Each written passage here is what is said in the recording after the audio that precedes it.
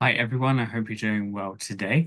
Just getting used to the new layout of Zoom. So if I'm a bit slow at saying or doing anything, then that's probably why. But today I'm going to be talking about the most common mistakes that travelers make. So there's no one particular destination or nationality of people in mind. It's just going to be general advice from what I've seen and my own experience as well. But a new exciting announcement, I do have my website. It's live now, travelwithhoward.com. So do please go and check it out. I'll put it in the description as well. So the most common mistakes that travelers make. Well, the first one would be not checking passport or visa entry requirements for the destination. This is particularly important if you're from the UK and traveling on a British passport to Europe, then you do need to make sure that as well as the expiry date not as well as it not expiring when you're on your trip, you do actually need to have 3 months from the date you plan to leave the EU. I'd recommend you make that 6 months just to be sure, but the legal requirement is 3 months. So, as an example, if you are planning on traveling in August for the summer, from the 1st of August until the 8th of August, you would need a passport that's valid as a minimum until 8 November, so the 3 months, not the 1st of November. It would need to be the 8th of November at least. I always recommend having some extra time just because you never know what might happen. You might want to stay longer in your destination. You um, might be stranded there. We all know in 2020 that happened to some people. You might have a medical emergency.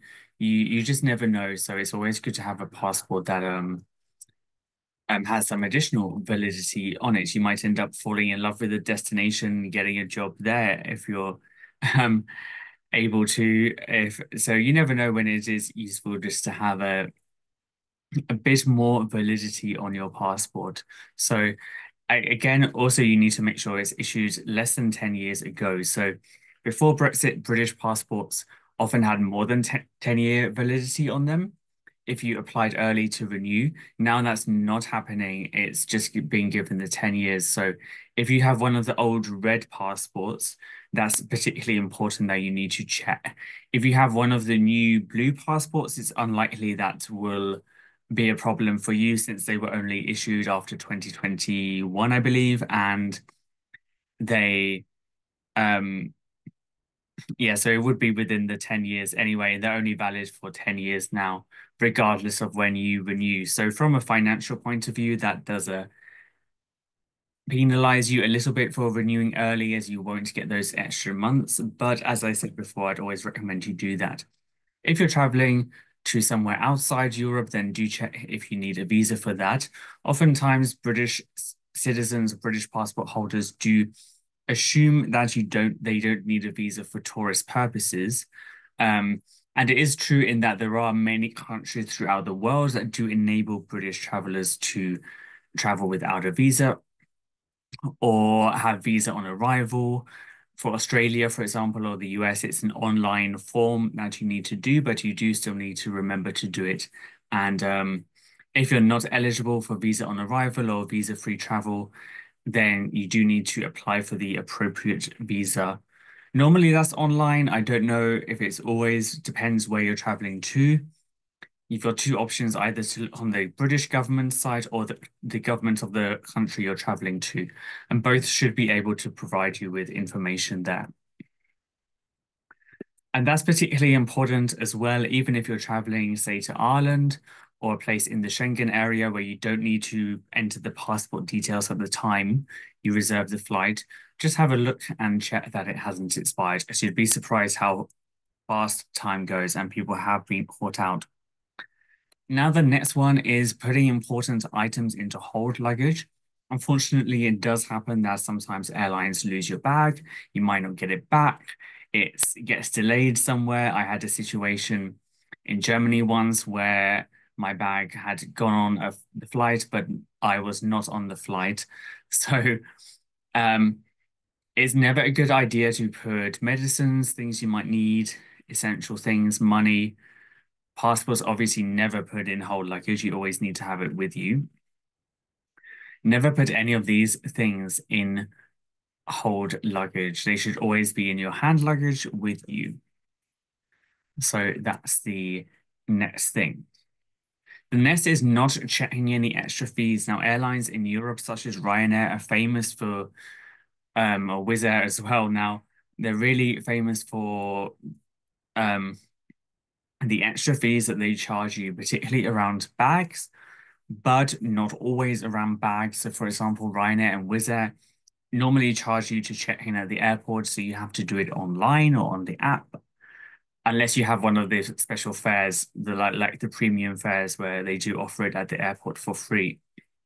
My advice to you would be, say, for example, if you try to do it online and it doesn't work, then still go to the desk, show them proof that you have tried to do it online. This happened to me once on a Wizz Air flight. And they should still issue the boarding pass for free if you have tried to do it online. But regarding bags, I would suggest always read very, very carefully. You'd be surprised, even in this day and age when Ryanair are famous for not giving you a very generous free bag allowance. How many people get caught out, and didn't know it was over the limit, didn't know what their limit was, both for the size and the weight. So there's two things you need to check: the size, weight, and what free allowance you have and how best to purchase additional allowances. Now, I have another video on that, also specifically for Ryanair and EasyJet, so you might want to check those out. If not, just go directly to the airline site, or sometimes it's printed on the boarding pass as well. It's almost always cheaper to purchase these items when you book the flight. If you're not able to do that, or you forgot to do it at the time, just go to your airline's website, log in if you're registered with them, or type in the reference number. And normally it's your surname or date of flight, flight route to log in and then add it before you get to the airport. Some airlines apps also let you do it on the app as well. So, or if you booked through an agent, contact your agent and ask them the best way to do that. So moving on to the next one, not arriving at the airport or the desk on time.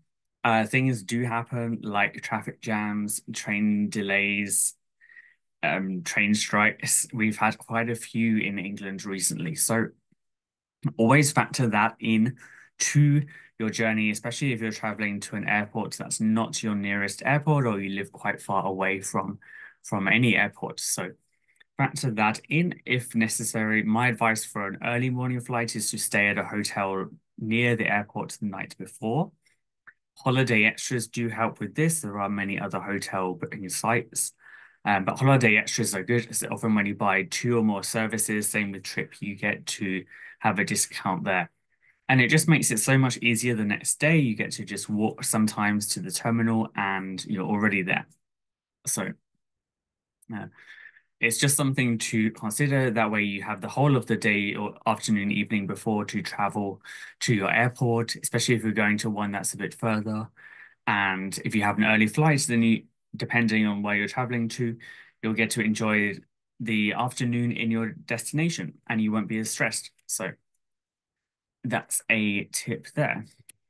Also, remember there may be in summer many people at the desk waiting to be served, and there's not always that many staff serving. So you need to factor that in. And then the time it takes to clear security control, immigration, if there is one. If not, it will be checked at the gate. And again, most importantly, arrive at the gate on time as well. So the next one is not securing valuables or putting them in separate places. So what I normally do when I travel is I have my most important things on my person, and some other things depending, like spread out into different places in my bag or in different bags, just to just so that if someone did steal something, I haven't lost everything, right? There's always a backup, an emergency card, emergency money. So if the worst happened and something did get stolen, then you at least haven't lost everything. Another good idea is to maybe have a bag of loose change, something like that, um, that you don't need to worry about so much if it got stolen. Just never put everything all in one place. Also, you can use, I'll put a link in the description, some decoys. So there's items that look like household items, like bottles of lotion, that are actually not what they seem to be from the outside. So those are things you can use. You can also use devices to stop people skimming your card details as well. And moving on to another topic is also you should always photocopy or scan important documents like passport, visas, residencies. They should all be either have a photocopy in electronic form, a friend who's got a copy of it. Just don't rely on only having the original.